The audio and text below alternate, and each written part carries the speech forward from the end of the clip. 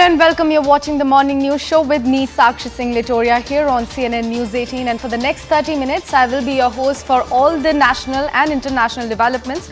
Right away, we are starting with the big Sanatan Dharma debate. As the debate over Sanatan Dharma continues to escalate, Tamil Nadu BJP State President K. Annamalai on Tuesday shared a video clip of an online conversation in which DMK MP A. Raja referred to Sanatan Dharma as a global menace. In the clip, which is a year-old clip, Raja could be heard saying that Indians living in other countries also propagate caste in the name of Hindu religion. So Hindu religion is not only the biggest menace for India, but also for the entire world. The DMK continues to remain defiant despite some of its allies distancing itself from the comments made by its leaders. Meanwhile, Tamil Nadu BJP has intensified its attack on DMK. The party has said that it will not remain mute spectator while insults are being hurled at the Sanatan Dharma. India is the reason for the global disease in the name of caste, dividing the people on the caste line, dividing the people on the economic line by using the caste. Caste cannot be used only for social evil. It depends upon the economic evil also. Those who are living Indians in other countries also propagating caste in the name of Hindu religion. So Hindu religion is a biggest menace not only to India, now it is a menace to the entire world. India is the reason for the global disease in the name of caste, dividing the people on the caste line, dividing the people on the economic line by using the caste. Caste cannot be used only for social evil. It depends upon the economic evil also. Those who are living Indians in other countries also propagating caste in the name of Hindu religion. So Hindu religion is a biggest menace not only to India, now it is a menace to the entire world. India is the reason for the global disease in the name of caste, dividing the people on the caste line, dividing the people on the economic line by using the caste. Caste cannot be used only for social evil. It depends upon the economic evil also. Those who are living Indians in other countries also propagating caste in the name of Hindu religion. So Hindu religion is a biggest menace not only to India, now it is a menace to the entire world. DMK MP A. Raja's video, sources tell us it was taken 1 year ago. In that A. Raja is seen saying that Hindu religion is a menace. How do you respond to this statement? I don't know when he spoke, where he spoke, and in what context he had spoke. How can I suddenly, recently I don't think he had spoken like that. It is out of context, maybe it is presented out of context now. Annamalai is also a slave to that setup. He might speak anything. Minister K. Ponmudi's recent statement that India alliance was formed only to oppose Sanatana Dharma. How do you see these? They would said it differently.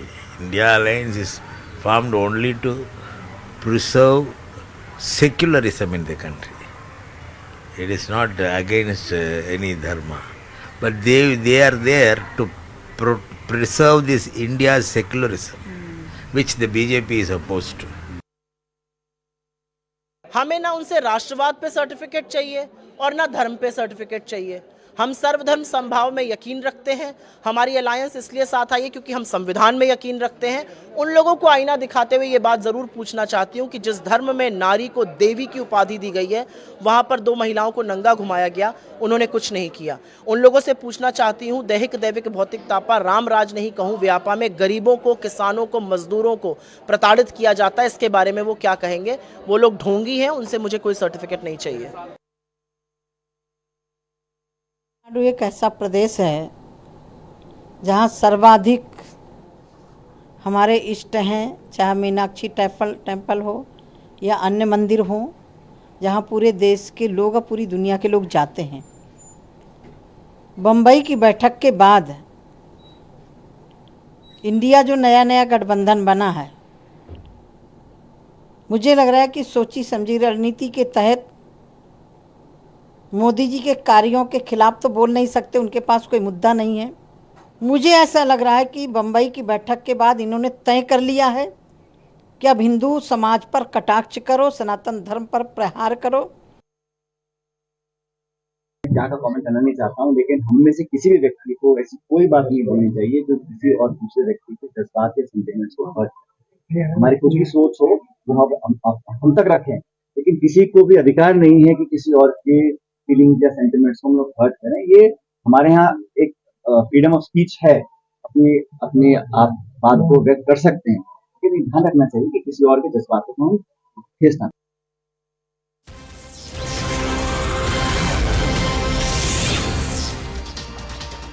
Now, staying with the same story, we have a piece of breaking news coming in about Udayanidhi Stalin. Remember, he made a very controversial remark regarding Sanatan Dharma. He talked about comparing it with dengue and malaria and said that we need to eradicate the ideologies of Sanatan Dharma from India. Now, an FIR has been registered against DMK leader Udayanidhi Stalin at Mira Road Police Station. Now, this FIR has been registered under Section 153A and 295A of the IPC. So, that's the big breaking news coming in about the controversial remark that DMK leader Udayanidhi Stalin made. Remember, he actually compared Sanatan Dharma with dengue and malaria and said that we need to eradicate Sanatan Dharma completely from our country. He called it a menace. Now an FIR has been registered under Section 153A, 295A of IPC against the DMK leader. Shifting focus to another pressing matter now, the first coordination committee meet of the I.N.D.I.A alliance will take place at the residence of NCP Chief Sharad Pawar in New Delhi today. Now, the aim of the meeting is to chalk out the coalition strategies of future programs. So, the main issue which will likely to be discussed in the meetings are alleged misuse of central agencies and seat sharing formula. Meanwhile, opposition sources have told CNN News18 that Abhishek Banerjee will not be attending this particular meeting because he has to appear before the Enforcement Directorate. It is important to note here that the line of coordination committee would act as the top decision-making body of the opposition alliance. नहीं, हमारा hidden नहीं है, हमारा बहुत open agenda है Bharatiya Janata party को सत्ता से हटाने का, जिसकी वजह से देश में तनाव फैला हुआ है, सीमाएं सुरक्षित नहीं हैं।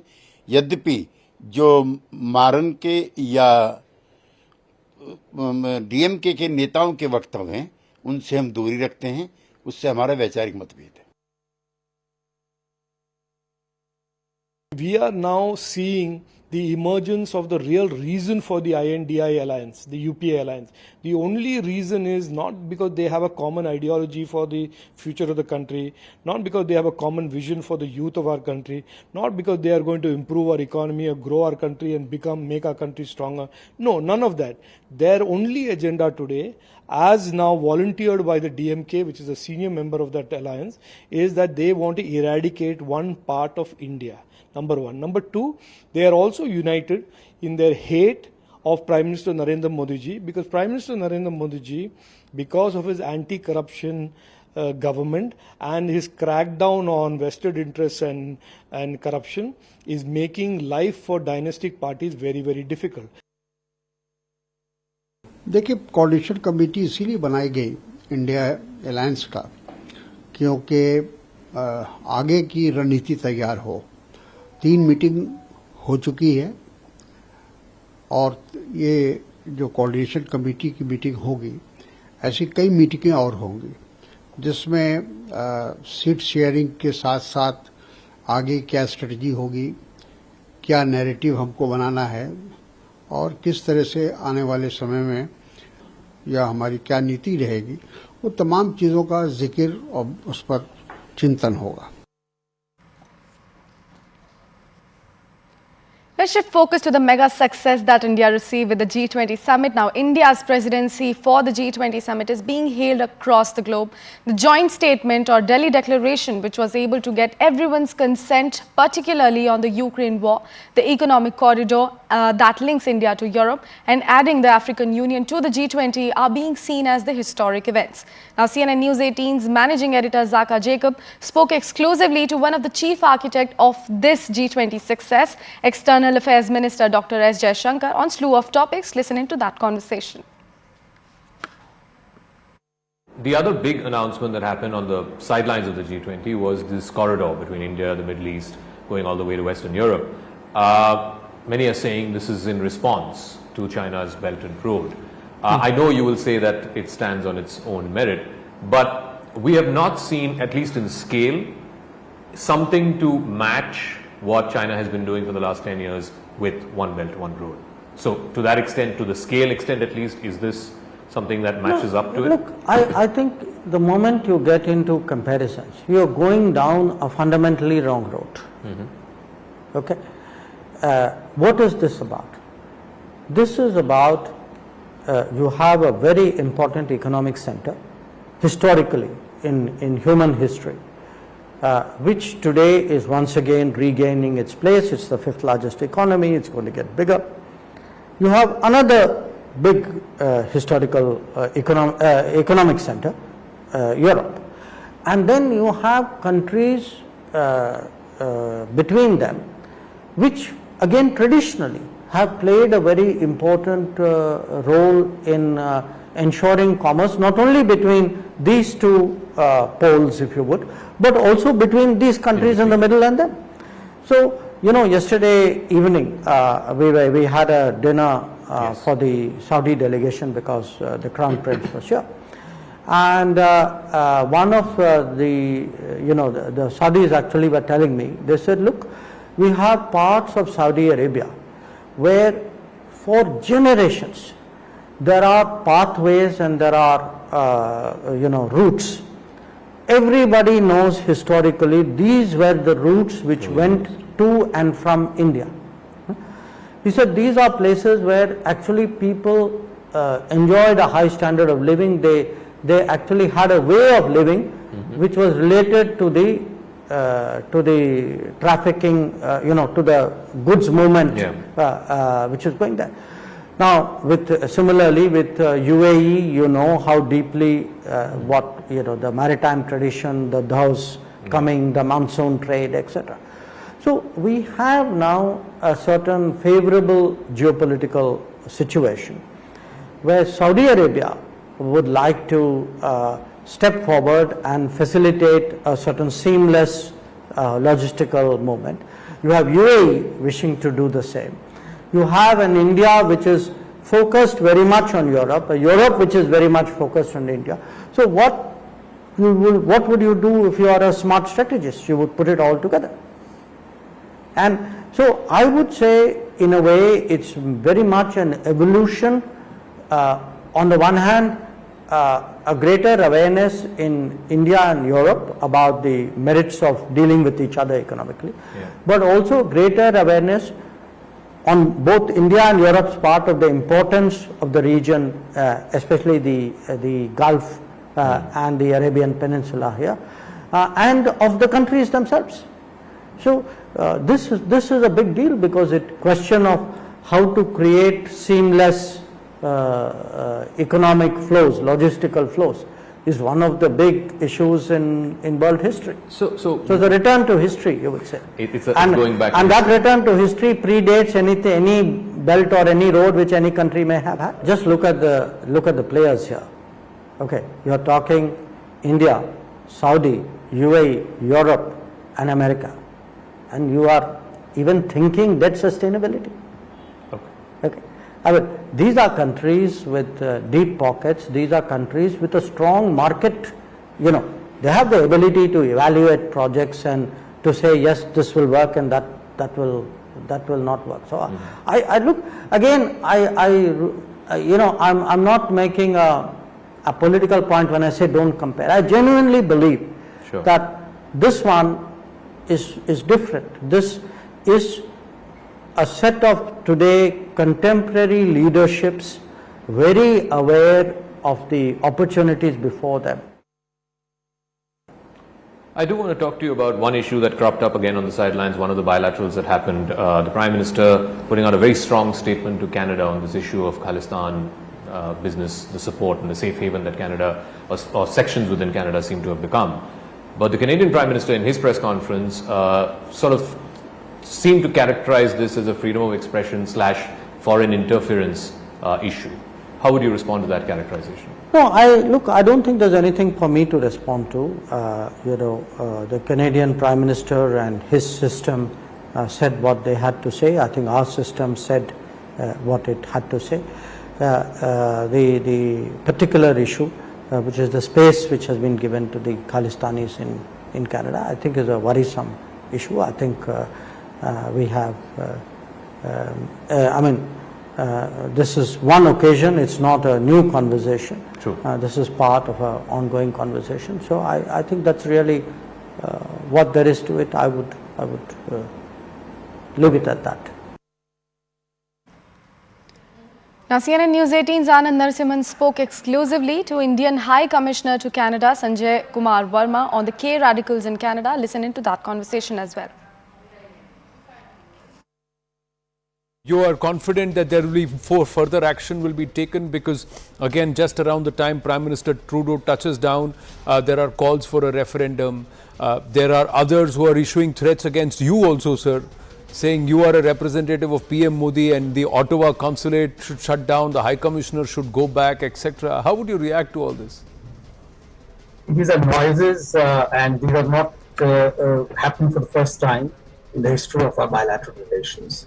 So I'll take it with a pinch of salt.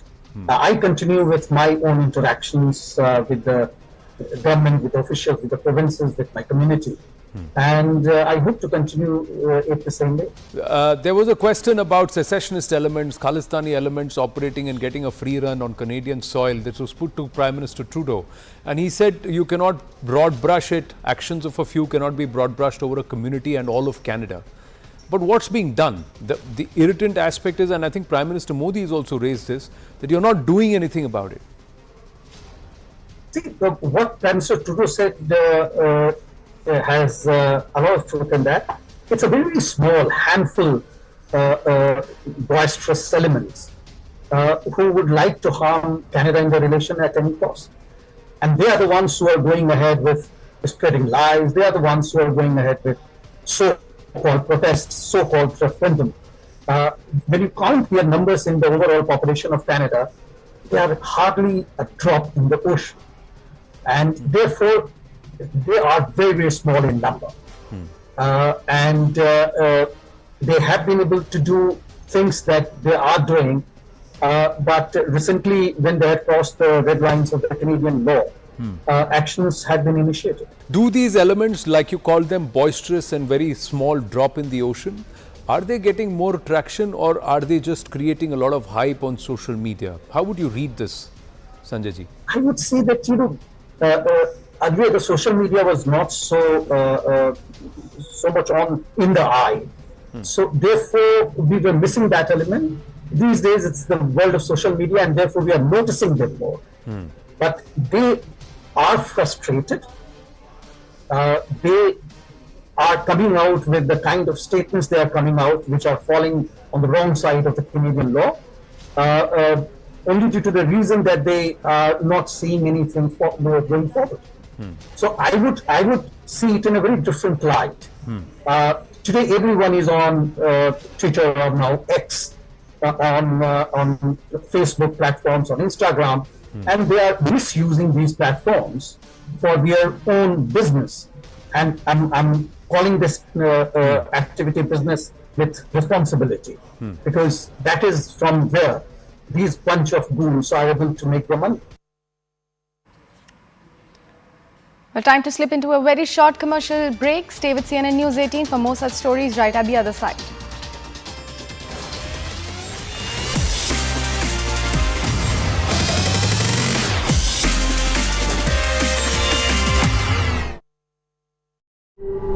Five proposed toilets, and it took around 2 years for them. It was started in the March 2021 and is not yet complete. And now they have proposed 46 new precast toilets. If it doesn't complete this particular 46 new toilets in the stipulated time, once again the question is being raised. The main reason why the short span time, the main reason why it was chosen is not being fulfilled yet. So what's the need for such precast toilets is the question that is being raised by the citizens of Bengaluru. What is seen as a high-end luxury project undertaken by the BBMP, the Bengaluru Civic Agency is constructing around 46 precast high-end toilets across the IT city with a opening cost of 281 crore, with each precast toilet costing around 4 to 5 crores. Now behind me is one such precast toilet that was proposed and built by the BBMP under phase 1. So it comprises of various features such as providing dry and clean toilets, sensor based flushing, solar powered lights and also ample ventilation. So these are the features that make up this high-end precast toilets proposed and built by the BBMP under phase 1. Right now the BBMP has proposed to construct 46 such new toilets, new precast toilets, which cost around 281 crore. So let's go inside and check what are the features of these high-end precast toilets that cost around that makes each toilet cost around 6 crores, around 4 to 5 to 6 crores. So it comprises of a sensor-based flushing. So you have the sensor here. So usually the other BBMP toilets have a push button water feature. Now this has a sensor based flushing, so that's one of the feature. And the phase 2 of this particular high-end precast toilet comprises of water saving taps, but this is built under phase 1 and it's not in a good condition, not maintained in a good condition. The BBMP says that in the second phase, the high-end precast toilets comprise of water-saving tap fixtures, and this is a particular precast toilet is also said to be solar-powered. You have the solar-powered lights that are fixated there, and what the BBMP claims is also that it provides ample amount of ventilation. It doesn't look like it has a ample amount of ventilation here, except the fact that there are just 2 to 3 glass windows that have been placed here. So these are the features. Now this particular precast toilet is being built under the phase 1. In phase 2 now the BBMP is proposing to build around 46 toilets, which cost around 281 crores, so that which I mentioned earlier. So now what's under question is the inflated cost of this particular proposed precast toilets that are being built. Now as I mentioned, under phase 2, 46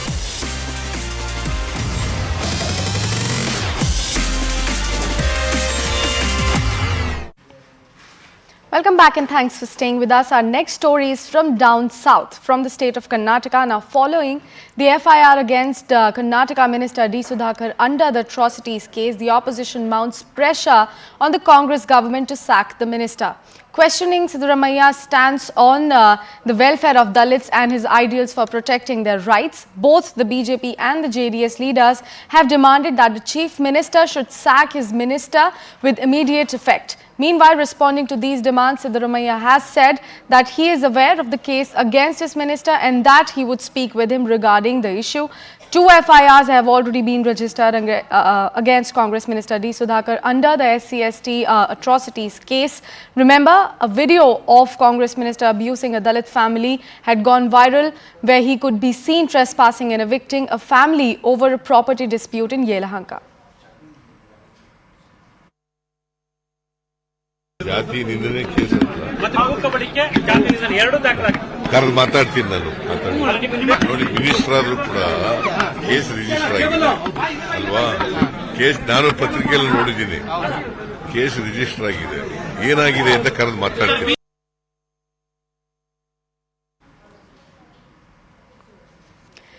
The 62nd edition of the prestigious Subroto Cup International Football Tournament will be held from September 19 to October 23rd at the 3 venues. Now, Bengaluru has been added to the list of host cities for the upcoming edition. The oldest national inter-school football tournament was earlier held in Delhi and Gurugram, while the under-17 junior boys and girls tournaments will be held in Delhi NCR. The under-14 sub-junior boys competition will be played at the ACS Centre in Bengaluru. A total of 109 teams from 27 states and union territories will participate in 3 categories. Teams from Bangladesh and Nepal will add foreign flavour with over 180 matches scheduled to be played. It gives me immense pleasure to say that we are all prepared and set to conduct the tournament, and in a big and larger way, in which one of the categories, the under-14 boys category, will be conducted at Bengaluru, and the number of teams have also increased from 90 to 109, in which 3 teams from Bangladesh in all the 3 categories and 1 team from Nepal will be there. Also, we are trying to make the best arrangements for their hotel and stay. All the participants will be accommodated in a 3 to 4 star hotel in Delhi. Even though the prices have gone up, but with the help of the sponsors that we have, we should be able to conduct the tournament in a befitting manner. 22 lakhs is a prize money, and total is 47 lakhs, including scholarships and individual prizes what we are giving. And total teams what he's asking, I think approximately 109 teams have come, including teams from Nepal and team from Bangladesh. Um school level पे देखिए, senior level पे participation, senior level पे tournament बहुत होते हैं. आप तक जब तक यंग लेवल पे, स्कूल लेवल पे इंकरेज नहीं करेंगे स्पोर्ट्स को, तब तक ये बच्चे बड़े होकर के फुल फ्लेज एक स्पोर्ट्स पर्सन नहीं बन पाएंगे. इसलिए हमारा एंडेवर है कि हम स्कूल लेवल पे, ग्रास रूट लेवल पे स्पोर्ट्स को इंकरेज करें, और ये सुब्रोटो कप एक स्टेप है उस डायरेक्शन में. Well, that's a wrap from my side for now. Stay with CNN News 18 for more such stories and developments right at the other side.